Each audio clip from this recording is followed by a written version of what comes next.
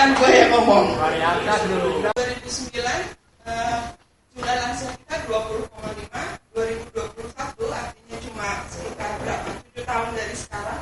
Keluarga yang lagi cuma satu, dan ketika orang tuanya sakit atau kesakitan itu beban ke anaknya luar biasa. Jadi coba berefleksi, teman-teman ngadepin ya. Jadi berapa? Ayo, PKS benar. Seminggu sekali nonton film gitu Novi ya. Terus setiap hari main catur sama dia atau baca puisi bersama-sama gitu. Jadi nggak mau fun betul dia. Dan mereka itu ditanggung sama negara. Ini yang kalian mau kan, welfare state kan kalian maunya gitu, welfare state gitu ya. Nah pertanyaannya duitnya dari mana buat menghidupi lansia-lansia yang enak begini gitu kan. Nah duitnya itu diambil umumnya dari pajak yang diambil dari para pekerja seperti anda semua ini, yang hampir 40-50% pendapatannya diambil sebagai tax oleh negara, dan negara menggunakannya untuk social benefit negara, dan tugas negara kan membuat bahagia itu ya kasih makan yang cukup, ada kedokteran yang bagus dan sebagainya, dan mereka fun gitu setiap hari itu membaca, berdiskusi dan sebagainya.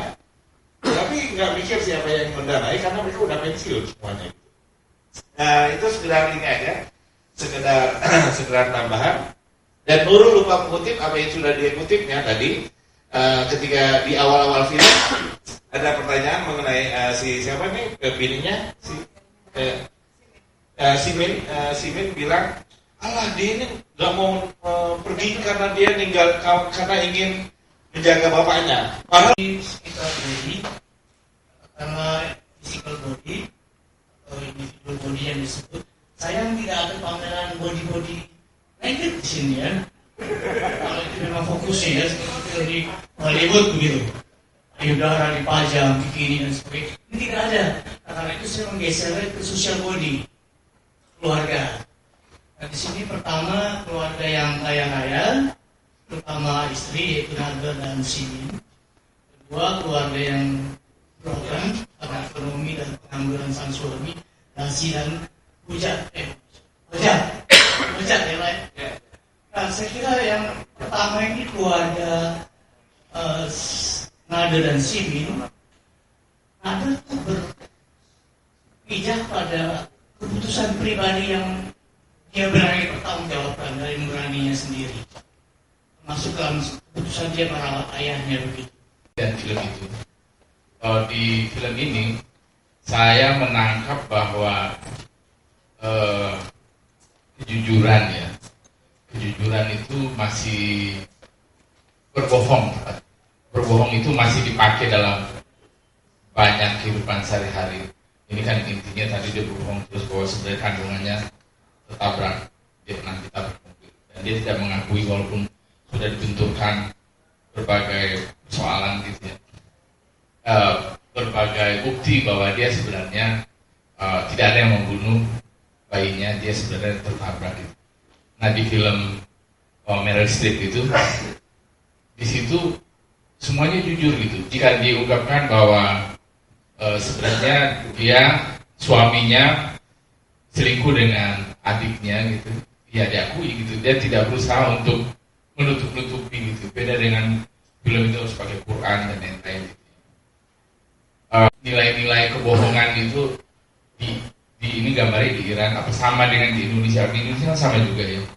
Bohongan itu dipelihara itu walaupun sudah ada buktinya dia masih mengelak-mengelak gitu.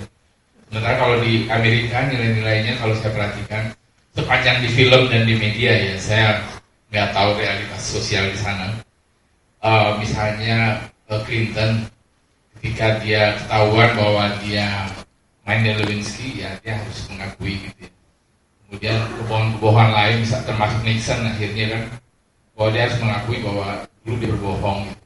Jadi kalau kebohongan sudah dikasih bukti gitu, dia tidak berusaha lagi untuk menutup-nutupinya seperti di film ini gitu ya. Apakah benar ya nilai-nilai soal kebohongan itu begitu berbeda di antara Iran dan kita mungkin agak sama dengan negara-negara Amerika atau Eropa yang kelihatannya lebih jujur gitu. Universal ya. Saya lihat memang ini negara ini cukup doktrinnya cukup rilis dan pakaiannya sendiri selalu dari film-film muka-mukanya itu kolorit. Suaminya sedikit, dan polisinya apalagi pragmatis, jadi mereka nggak mau ikut-ikutan. Nah, itu dari segi pelatnya saya datang bahwa ini memang negeri rakyat ini memang benar-benar bangsa yang punya dari sampai dia mau ikut-ikutan dan dari plat nomornya saya biarkan. Dan yang kedua mengatakan. Dan ada yang beberapa yang sudah mengalami, misalnya ada teman saya pernah mengalami, bapaknya kena stroke, kemudian dia mesti pulang kampung, sementara dia sudah berkeluarga di Jakarta, punya anak dua, dan dia harus berminggu-minggu ke sana, menyusul bapaknya di kampung.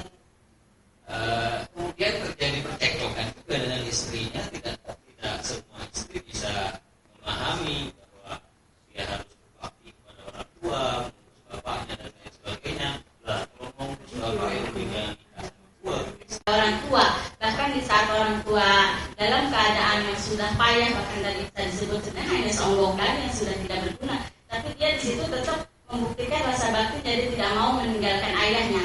Ini jadi apa ya? Jadi pelajaran juga buat saya nanti ketika kita sudah dalam membentuk sebuah keluarga dan orang tua seperti itu, bagaimana kita mampu tidak untuk bisa tetap berbakti sama orang tua. Tapi juga si caregivernya itu si caregiver, pokoknya orang yang mengurusnya itulah yang gitu ya. Nah, ini ada banyak penelitian gitu sebetulnya ketika saya dulu di kelas itu saya pelajari bahwa memang kesimpulannya orang tua yang sakit ini akan menimbulkan berpotensi menimbulkan konflik pada diri anak-anaknya. Itu satu udah jelas itu ya. Datang ke saya karena merasa bahwa saya punya pengalaman ya saya bisa maklum gitu. Saya kan memang situasinya tuh untuk banyak orang bisa unbearable gitu ya menghadapi situasi yang dihadapi oleh Nadir ini bahkan menurut saya juga luar biasa nih, karena bapaknya Alzheimer, bukan kanker, Alzheimer. Harapan hidupnya bisa jauh lebih panjang daripada kanker gitu. Jadi berapa hal yang bisa hadapi seperti ini kan gitu. Artinya ini adalah film ini berkisah tentang hubungan antara orang tua dengan anak dan anak dengan orang tua. Judulnya adalah Bercerai. Dan di sini ada filosofi, saudara. Pertama, kalau kita melihat bahwa Nadir, dia mengorbankan kebahagiaan rumah tangganya demi perhatiannya pada ayahnya sudah penyakit yang akut. Dia korbankan kebahagiaan dia.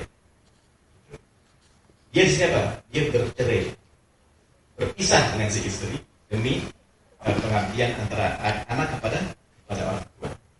Di sisi yang lain, si istri rela membayar uang ganti rugi. Ya. Jadi sekarang terbalik. Bagaimana si istri, si ibu tadi rela membayarkan uang ganti rugi, bahkan siap menjual mobil kesayangannya demi keselamatan sang putri.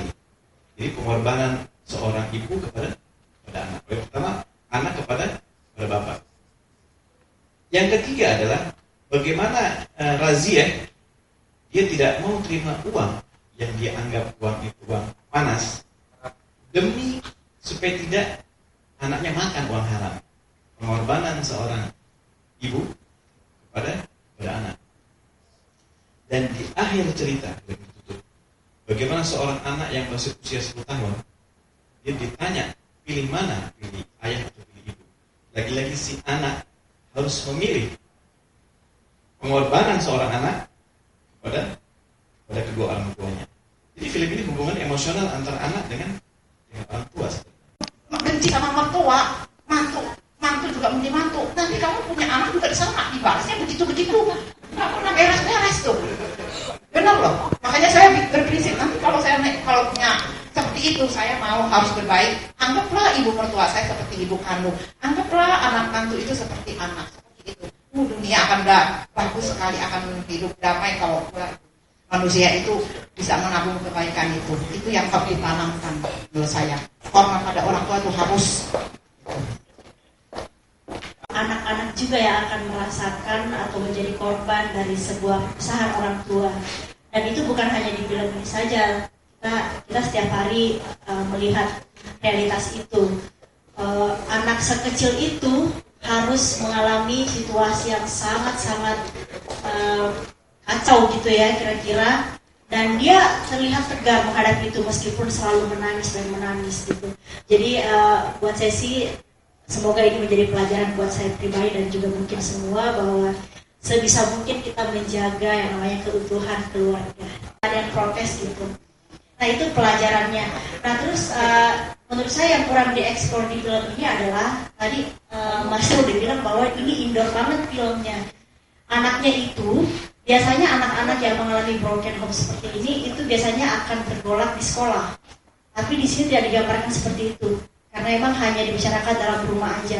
Jadi konflik yang terjadi di antara orang tua, baik temeh maupun anak si pembantu itu, anak haji itu yang kecil.